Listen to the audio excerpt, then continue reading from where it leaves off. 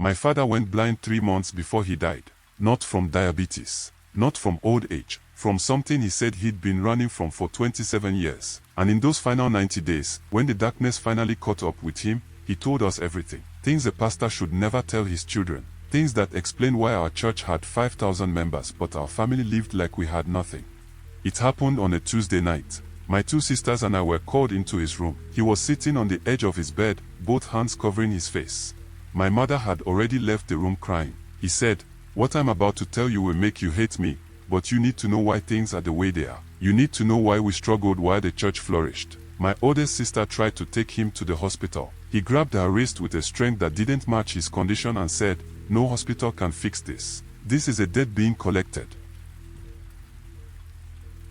27 years ago, before any of us were born, my father was nothing. An assistant pastor in a church of 200 people, most of them elderly women who gave offerings in coins. He'd been in ministry for 8 years with nothing to show for it. His mates from Bible school were senior pastors now, driving cars, building houses. He was still living in a single room behind the church, sharing a bathroom with 4 other families. My mother was pregnant with my older sister. They'd been married for 2 years and didn't even have a bed. My father told us he would pray every night, asking God why the anointing wasn't working for him, why other pastors were seeing miracles while his prayers seemed to bounce off the ceiling. Then he started noticing something strange about his senior pastor. Every 3 months, like clockwork, the man would disappear for exactly 4 days. No explanation, just gone. And when he returned, everything would change. The church would get a new equipment. The senior pastor would be wearing new clothes. And there was always a black duffel bag that went straight into his office.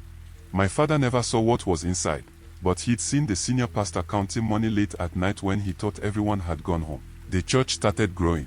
Not slowly, explosively. 200 members became 500 in just a year. Then the numbers began hitting the thousands. People were getting testimonies every Sunday. A woman who'd been barren for years, after almost 9 years of getting married, got pregnant. A man with a failing business became a millionaire in 8 months. A paralyzed woman walked after the senior pastor laid hands on her. My father was happy at first. He thought God was finally moving. He thought their prayers were being answered. But then he started noticing the pattern. Every major breakthrough in the church happened right after the senior pastor returned from one of his 4-day prayer trips. One evening, my father was in the church office late, preparing for a midweek service. The senior pastor came in, and my father saw something he wasn't supposed to see. The man was wearing a strange red bracelet on his left wrist, made from what looked like animal skin and cowries. When my father's eyes landed on it, the senior pastor quickly pulled down his sleeve and smiled. That smile. My father said it wasn't a normal smile. It was the smile of someone who'd been caught but wasn't afraid because he knew you couldn't do anything about it. My father didn't sleep that night. He'd seen bracelets like that before, back in his village, on the wrist of herbalists and native doctors, not on pastors. Weeks later, he got the courage to ask. They were alone in the senior pastor's office, counting the Sunday offering. My father said, "Sir, where do you go every 3 months? Where do the blessings come from?" The senior pastor stopped counting. He looked at my father for a long time, like he was deciding something. Then he leaned back in his chair and said, "You really want to know?" My father nodded. But the man never told him anything, until about a month later after he had asked that question.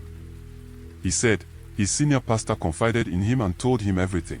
"There's a forest in Benin Republic. That's where real power comes from. Not from these prayer meetings. Not from fasting till you see visions. Real power. The kind that builds churches and changes lives. You want your own church one day. You want people to call you a man of God. You want your wife to stop suffering. Come with me next month."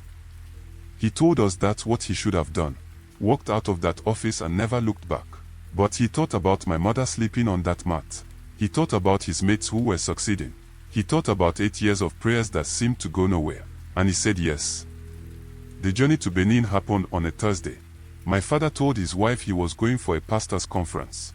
She packed him a small bag with 2 shirts and his Bible. He said carrying that Bible to where he was going felt like a betrayal, but he took it anyway to keep up appearances. They left at 4 a.m. The senior pastor drove. They didn't talk much for the first 3 hours. When they crossed the border into Benin Republic, the senior pastor finally spoke. "What we're about to do, you can never tell anyone. Not your wife, not your friends, not even God in your prayers. You confess this to anyone, and what they'll do to you will make you wish you were never born. My father's hands started sweating. But they were already too far from home to turn back now. They drove past towns and villages until the paved road ended and became red dirt. Then the dirt road narrowed into a path barely wide enough for the car. Trees on both sides, so tall and thick that even though it was midday, everything looked like evening. The deeper they went, the darker it got. No birds singing, no animals moving, just silence and shadows. After what felt like forever, they reached the clearing. There were already cars parked there. Expensive cars. Range Rovers, Benzes, Land Cruisers, all covered in red dust from the journey. My father counted 11 other vehicles. The senior pastor parked and turned to him. When we get inside, don't talk unless you're spoken to. Don't ask questions. Don't refuse anything they offer you. And whatever you see in there, forget you're a pastor. Today, you're just a man who wants power. They walked deeper into the forest on foot. The path twisted and turned. My father said he tried to memorize the way in case he needed to run, but after 10 minutes, everything looked the same. Just trees and darkness and the sound of their feet on dead leaves. Then they heard the drums. Not loud, distant. A slow, steady rhythm that seemed to come from the ground itself. As they got closer, my father started seeing things tied to the trees. Pieces of red cloth, animal skulls, clay pots hanging from branches. And then he saw the shrine. It wasn't a building. It was a massive clearing with a stone altar in the center, about the size of a small car. The stone was black, worn smooth, and covered with dried wax from candles that must have burned there for decades. Around the altar were 12 wooden stools arranged in a circle. There were already people there. 11 men, all of them dressed in their normal clothes, some in suits, some in casual wear. But every single one of them was wearing that same red bracelet my father had seen on his senior pastor's wrist. They looked like regular people, successful men, the kind you'd see in business class on a flight or at a nice restaurant. But their eyes gave them away. There was something hollow in their eyes, like they'd seen things that had carved out parts of their soul.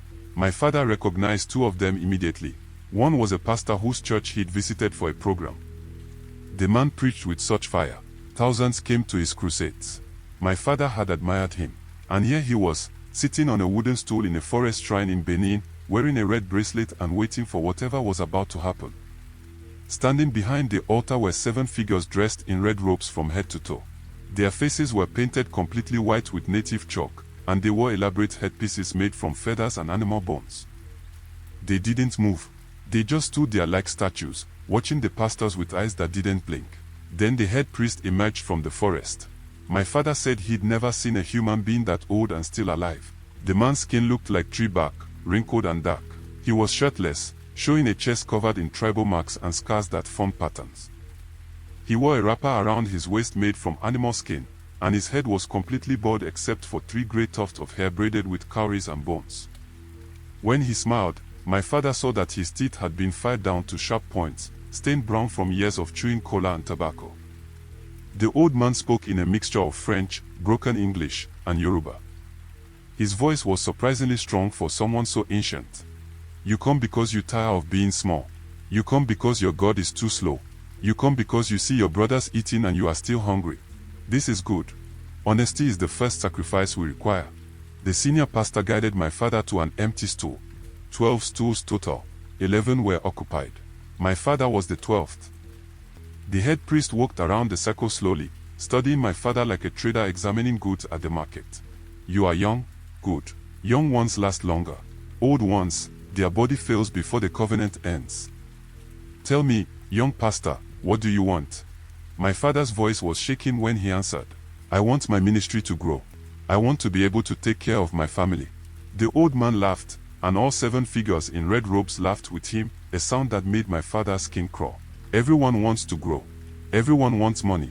But growth costs. Power costs. You think these men here are different from you? They all came with empty hands and hungry hearts. Now their churches are full. Their banks are heavy. But they paid. Oh, they paid well. One of the figures in red stepped forward holding a clay bowl. Inside was a thick, dark liquid that smelled like rust and herbs. The old man took the bowl and placed it on the altar.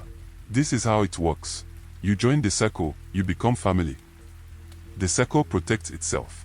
The circle feeds itself. But you must feed the circle too. We give you power. We give you favor. We give you miracles for your church. People will come.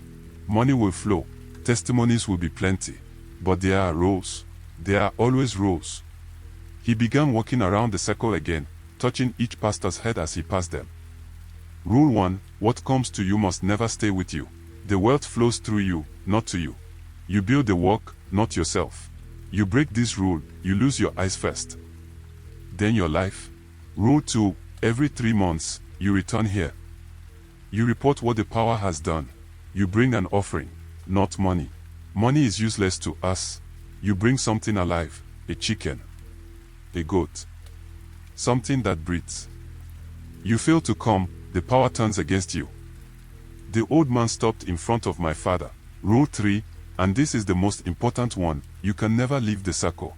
The only way out is death.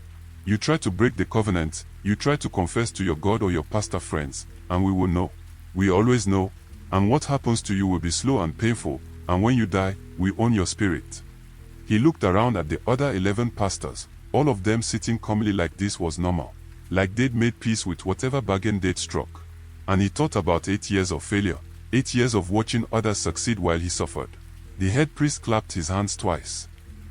The 7 figures moved in perfect unison. 3 of them brought out a white hen, tied by its legs. 2 more brought burning coals in clay pots. The last 2 carried a small black box that they placed at the old man's feet. Now we begin. First, the sacrifice for entry. The old man took the hen and held it over the altar.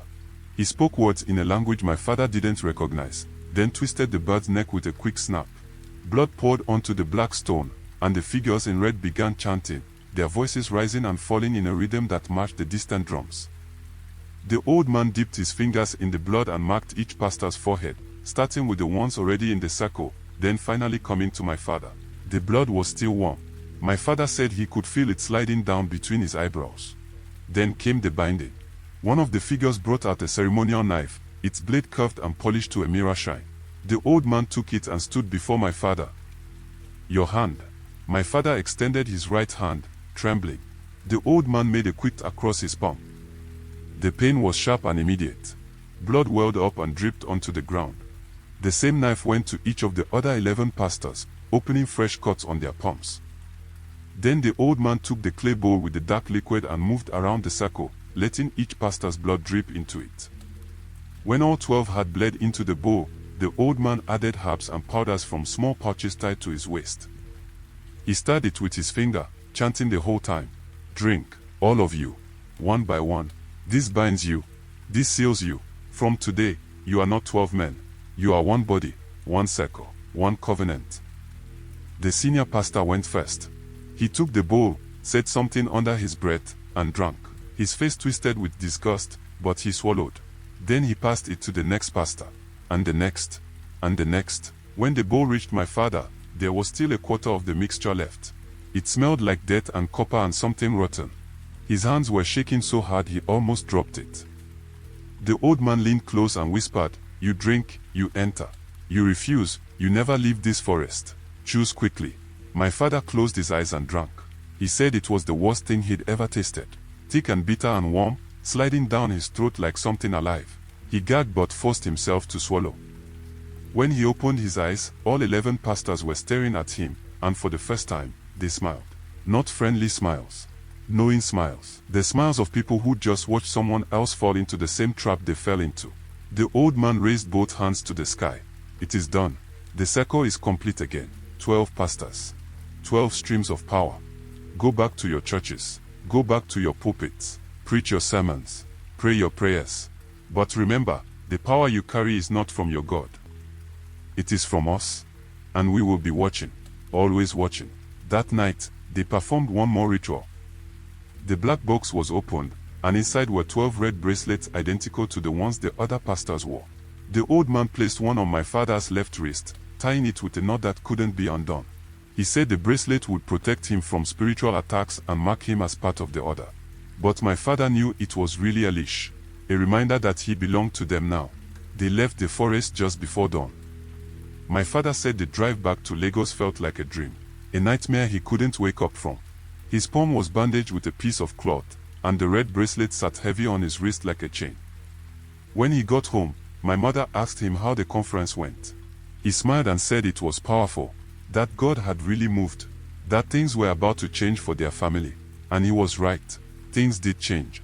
Just not in the way she thought. Within 3 months, everything the old man promised started happening.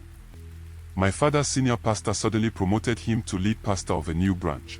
Just like that. The church rented a place, and my father started his first Sunday service with 43 people. By the end of that first 3 months, they were 120. By the third quarter, they had to move to a bigger space. My father said the miracles started happening on their own, like something had been unlocked in the spiritual realm. A woman came to him with fibroid. They prayed. She went for a scan the next week and the doctor said the fibroid had disappeared. A man who'd been jobless for 2 years got 3 job offers in 1 week after my father laid hands on him. Money started flowing into the church. Not small money. Big money. Business people started attending and giving offerings in envelopes thick with cash. My father moved his family into a small 2-bedroom apartment. Nothing fancy, but it had a real bed and a private bathroom. My mother cried the day they moved in. She thought God had finally answered their prayers. She didn't know the price my father had paid, but he couldn't enjoy any of it. That was the cruelest part of the covenant. Every time money came in, something inside him would whisper, "It's not yours. It's for the work." If he tried to buy something for himself, he'd feel a sharp pain in his chest. If he thought about saving money for the family, his left wrist where the bracelet sat would burn like fire. So he did what the covenant required. Every naira that came in went back out. New sound system for the church. New chairs. New instruments. Rent for a bigger space. Salaries for workers. Everything for the ministry. Nothing for himself. And every 3 months, like clockwork, he had to return to that forest in Benin. The quarterly meetings were different from the initiation. Darker. More demanding. All 12 pastors would gather at the same clearing, and each one had to bring a report and an offering. The report was simple: how many new members joined, how much money the church generated, any major breakthroughs or miracles. The old priest would listen to each pastor, nodding or frowning depending on the results. But the offering was what made my father's stomach turn every time. They had to bring something alive. The old man was specific about that. It had to be breathing when they brought it to the altar. Most pastors brought chickens or goats. Some brought bigger animals, depending on how well their ministry was doing. The better your report, the bigger the offering expected. My father described one meeting that happened in his 3rd year. One of the pastors, a man whose church had grown to over 10,000 members, brought a cow. A whole cow, tied and struggling. The 7 figures in red dragged it to the altar, and the old priest performed the sacrifice right there. My father said the amount of blood that poured onto that black stone was unnatural. It didn't just pool. It seemed to sink into the stone, like the altar was drinking it. After each sacrifice, the old priest would take the blood and mark something in a large leather-bound book. My father only saw it once, when he was standing close enough. The book had names written in columns. Next to each name were symbols and numbers he didn't understand. But he saw his own name in there, written in red ink. The meetings always ended the same way. The old priest would remind them of the rules, warn them about the consequences of breaking the covenant, and send them back to their churches with what he called renewed power. My father said after each meeting, his ministry would experience another surge. More people, more money, more miracles. It was like the rituals were feeding the anointing. But he also noticed something else. The other pastors were changing. The ones who'd been in the order the longest had this look in their eyes. Empty, hollow, like something had been slowly carved out of them over the years. They barely smiled anymore. They barely spoke to each other outside of the required reports. They just did what they came to do and left. My father asked his senior pastor about it once, after one particularly heavy meeting where a pastor broke down crying in front of the altar.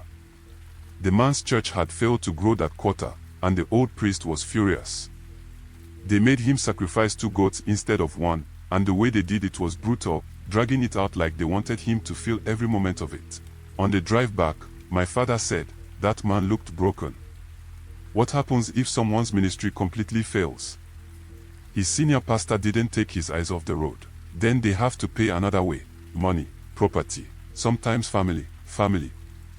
You think the covenant only takes animals. When your ministry isn't producing, when the circle isn't benefiting from your membership, they find other ways to collect. I've seen it happen twice. One pastor's wife died suddenly. No sickness. Just died in her sleep. Another pastor's son had an accident that left him paralyzed. The old man said it was because they weren't holding up their end of the agreement. My father's blood ran cold. So if I can't keep the church growing, then you make sure it keeps growing. That's why you never touch the money. That's why you pour everything back into the work. Because the moment you sleep, the moment you break any part of the covenant, they don't just take the anointing back. They take everything. That conversation haunted my father for years. He became obsessed with keeping his church growing, keeping the money flowing, making sure his quarterly reports were always good enough to satisfy the old priest. He worked himself sick, fasted till he collapsed, prayed in tongues for hours even though he knew the power behind his ministry wasn't from God. He was trapped in a nightmare where success meant survival, and failure meant something far worse than poverty. And through it all, he wore that red bracelet on his left wrist. He never took it off. My mother asked him about it once, and he told her it was a gift from a prophet. She never asked again. For 27 years, my father served two masters. He preached Jesus on Sundays and served the other every 3 months. He led people to salvation while his own soul was chained to a covenant he couldn't break. He watched his church grow to 5,000 members, opened 3 branches, bought property, became known as a respected man of God in the community. Every attempt to keep something for his family resulted in that burning sensation on his wrist and that pain in his chest that felt like a warning. Other pastors in the order found ways to cope. Some convinced themselves it was worth it, that the ends justified the means, that they were still doing God's work even if the power came from somewhere else. Some just went numb, accepting their fate like prisoners accepting a life sentence. But my father never made peace with it. He told us that every single day for 27 years, he woke up wishing he could go back to that moment in his senior pastor's office and say no. He said the success wasn't worth it. The miracles weren't worth it. Nothing was worth the weight of that secret and the knowledge that everything he'd built was built on blood and darkness. 2 years before he went blind, one of my sisters got admitted to university. My father, for the first time in decades, took money from the proceeds of the church. You see, the business he and my mother were doing had some challenges, and so he took money from the church for my sister's school fees. He thought it was small enough that it wouldn't count. That after 25 years of faithfulness, he'd earned the right to help his child. The blindness didn't come immediately. That's what made it worse. It gave him hope that maybe he'd escaped, that maybe the covenant had expired, that maybe it was all superstition anyway. But 18 months later, his right eye started clouding. 6 months after that, the left one followed. By the time both eyes were completely white, he knew. The old man from the forest had kept his word. The debt was being collected. Here's what broke us that night. My father told us he tried to leave the other 5 years into it. He went to another pastor, a more senior man of God, for help. That pastor listened to everything, prayed with him, and told him he'd help him break free. 2 weeks later, that same pastor showed up at the Benin Forest gathering. He was one of them, had been for over a decade. He looked at my father across the stone table and smiled. There was no living. The order protected itself. The only way out was death. And now death was coming for my father. He could feel it.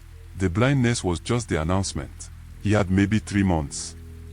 He wanted us to know the truth so we wouldn't be confused when pastors showed up at his funeral calling him a man of God. So we wouldn't let them turn his burial into a celebration. So we'd know that everything he built was built on a lie. My father died exactly 91 days after going blind.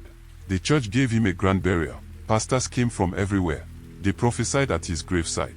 They called him a general. They said he'd finished his race. My sisters and I stood there knowing the truth, watching hundreds of people celebrate a man who died paying for power he never even got to enjoy. But here's what haunts me most. At the funeral, I counted 12 pastors sitting in the front row, all of them wearing red ties. All of them with their eyes hidden behind dark sunglasses even though we were indoors.